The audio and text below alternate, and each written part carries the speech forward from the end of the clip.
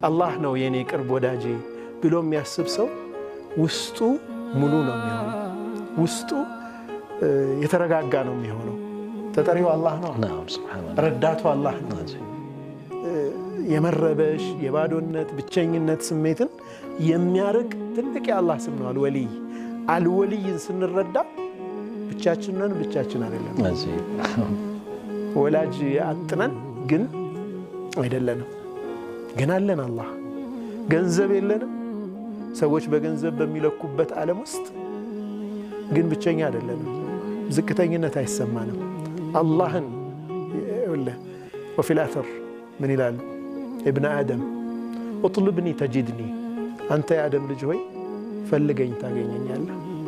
ኢን ወጀድተኒ ወጀድተ ኩል ሸይ ወኢን ፈቀድተኒ ፈቀድተ ኩል ሸይ፣ እኔን ካገኘህ ሁሉን ነገር አግኝተሃል።